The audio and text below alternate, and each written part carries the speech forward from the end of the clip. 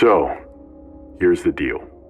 These past few months, we've had an outpour of positive reception from you guys around what we're creating, and we really want to get that game out to you sooner.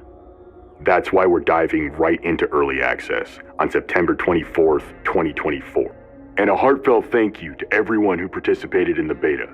The team has been rocking around the clock to incorporate a ton of the feedback you guys gave us, and we can't wait to share the progress.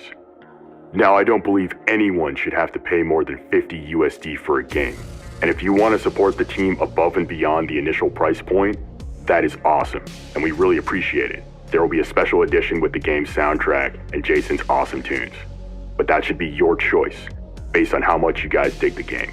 So the Forever Winter is going to be $27 at early access. There will be 0 pay-to-win solutions. You will earn your gear via skill or luck, and you will not be able to buy your way into Nirvana. You will never be charged for a new character, because that's the way it should be when you buy a game. You will not be charged for maps, guns, additional quests, new bosses, and more. That nickel and diming shit is for the birds.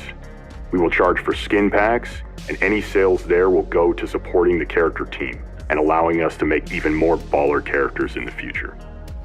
Now, why do all this?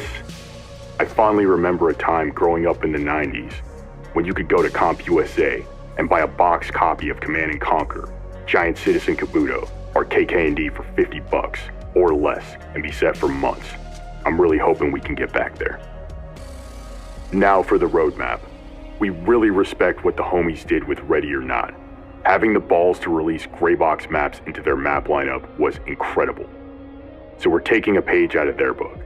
We will give you one work-in-progress map early, so you guys can scope it out, have some fun, and hopefully give the team some super helpful feedback, so we can make them even more kick-ass when they drop fully.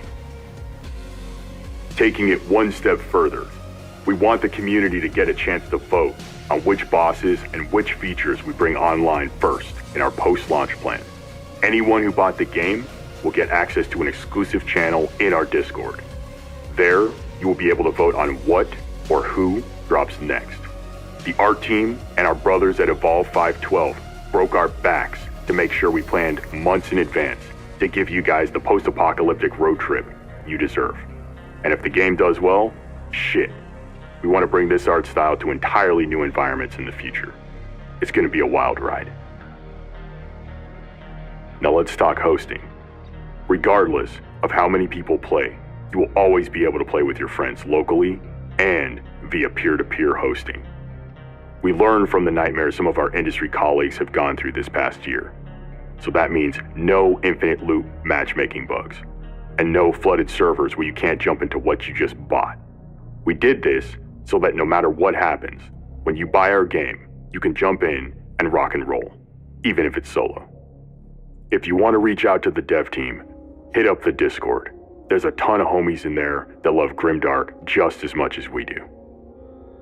Now on a more somber note, these past few months, we lost Spec Ops The Line, Project Boundary, and now they are shutting down the Battlefield 3 servers.